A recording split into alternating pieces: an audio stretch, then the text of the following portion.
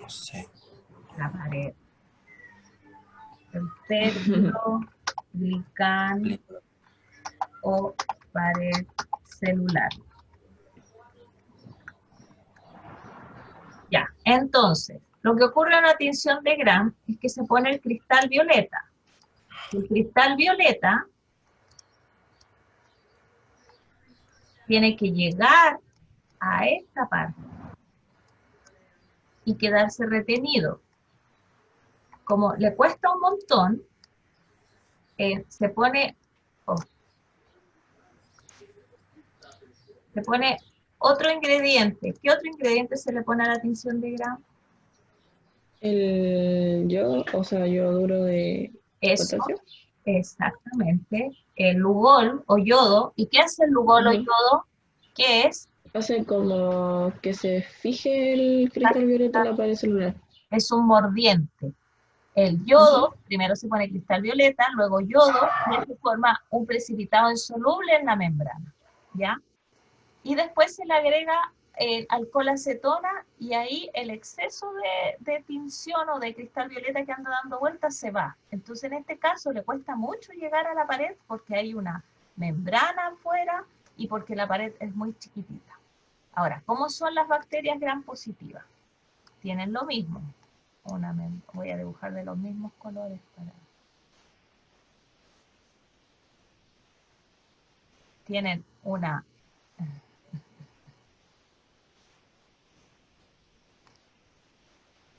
¿Qué membrana tienen? Las gram positivas. Tienen la membrana citoplasmática y después ¿qué tienen? ¿Qué estructura tienen?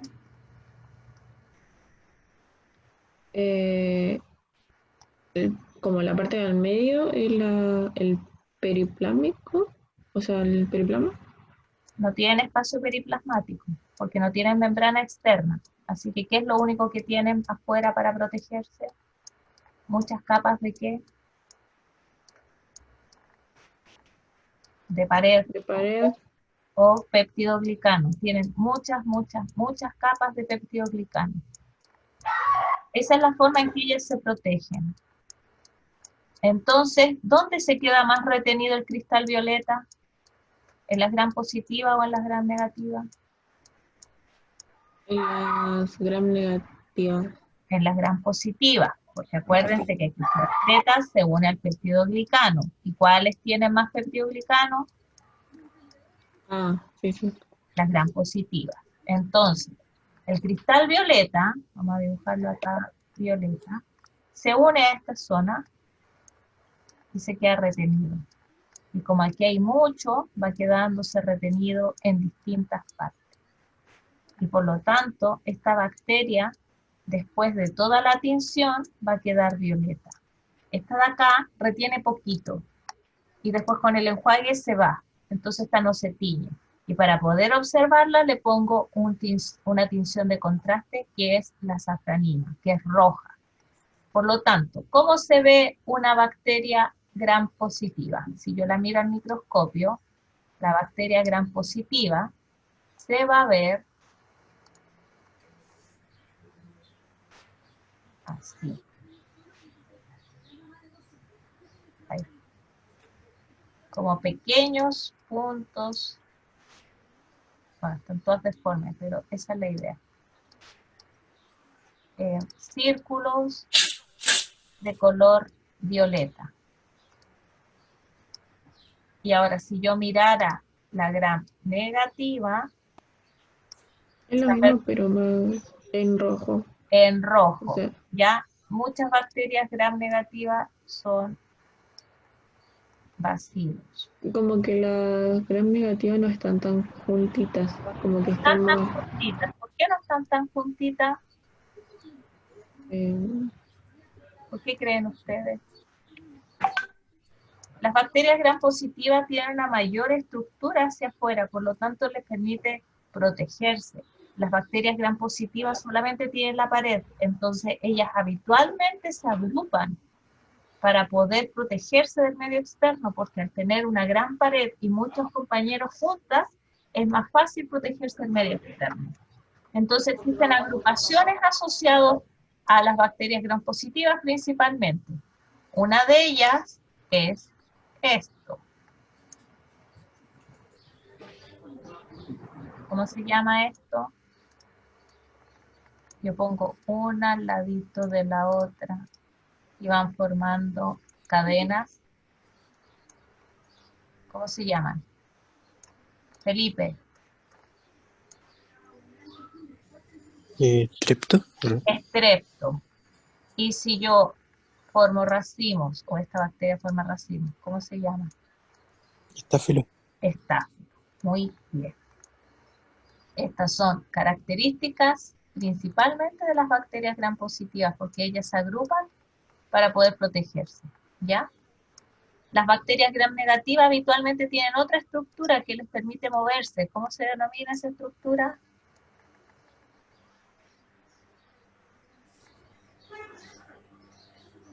¿Cómo se denomina esta estructura que estoy dibujando? Flagelo. Flagelo. Y el flagelo es un motor biológico y les permite moverse. Por lo tanto, ellas pueden huir de las condiciones adversas. ¿Ya? Ya. Esta es una estructura, esta es una tensión diferencial. O sea, dependiendo de la bacteria, es lo que yo voy a ver. Puedo ver esto o puedo ver esto. Bueno, no voy a ver el flagelo, pero puedo ver pelotitas o bacilos rojos o azules. Y eso es una tinción diferencial y estructural, porque tiñe una estructura. ¿Qué otra tinción estructural vimos? O deberían haber visto. ¿Qué otra estructura vimos? O tenían que estudiar, o estaban los videos. Uno fue la pared y el otro es la espora. ¿Qué es una espora?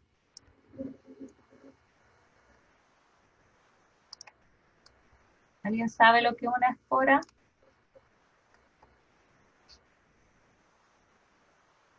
¿No? ¿Nadie sabe? Como esas que producen hongos. Los hongos producen esporas, ¿No? pero algunas bacterias también producen esporas. En el caso de los hongos, la espora es la estructura reproductiva, ¿ya? En el caso de las bacterias, recuerden que no se reproducen por vía sexual, son haploides, entonces la espora lo que hace es cuando la bacteria está en una situación de urgencia, porque el medio externo, la bacteria está sometida a un estrés, guarda todo su DNA en esta estructura. Le saca todo el agua y mete su DNA o su información genética en esta estructura ultra resistente, que es la espora. Si uno mirara así dentro de una espora, lo que vería serían el DNA y por fuera hay un montón de capas distintas que su función es proteger el DNA.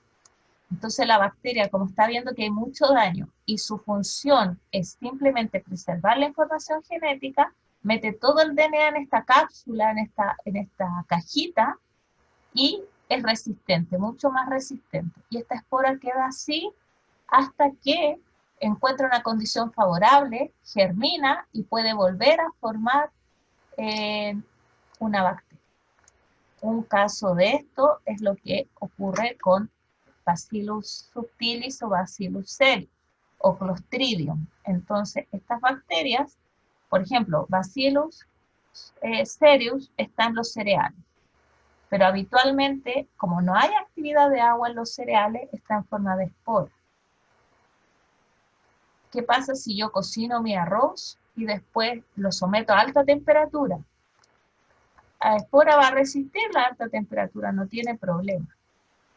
El arroz se cose y quedan un montón de hidratos de carbono disponibles y yo dejo el arroz 2 días ahí arriba de la cocina. Esta espora, que ahora tiene hidratos de carbono disponibles, por lo tanto nutrientes, y tiene una mayor actividad de agua que cuando el arroz estaba crudo, va a germinar. Entonces a los 2 días yo me como un arroz acompañado de Bacillus cereus, lo cual me puede producir una indigestión, ¿ya? En el caso de Clostridium, Clostridium es un clásico contaminante de las conservas. Las conservas, antes de cerrarse, están sometidas a presión y alta temperatura, por lo tanto las bacterias que están ahí mueren y las que pueden esporular, esporulan, y se quedan como esporas ahí. ¿Qué pasa después? Yo abro el tarro de la conserva y lo dejo arriba de la cocina, y esto tiene un montón de azúcar también ahí disponible, comienzan a germinar, y en el momento de germinar yo me como esa conserva con un montón de bacterias. Por eso en el caso de las conservas sobre todo hay un estricto control de temperatura y de presión para eliminar incluso las esporas. Y eso es súper importante. Lo vamos a ver hacia el final del curso, ¿ya? Y por último, la última tinción que deberían haber visto es una tinción negativa, que lo que hace es teñir todo menos la estructura. ¿Qué tinción hacemos habitualmente nosotros? Nosotros hacemos una tinción de una estructura que se llama cápsula. La cápsula está presente en algunas bacterias, sobre todo patógenas, como por ejemplo Klebsiella. Esta estructura está por fuera de la bacteria. Aquí está la bacteria y por fuera tiene esta estructura que la protege. Entonces, ¿cómo se hace la tinción negativa? La tinción negativa se hace con tinta china. Y lo que hace la tinta china es que tiñe todo, pero no puede pasar a través de la cápsula. Entonces queda todo negro. Bueno, esto es un diagrama. Y la bacteria queda transparente. Si uno lo viera así en un porta, lo que va a ver es algo así.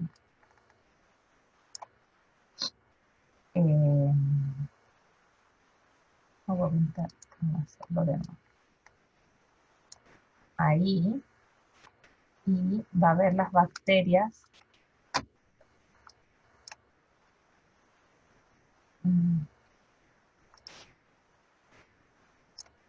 Ahí.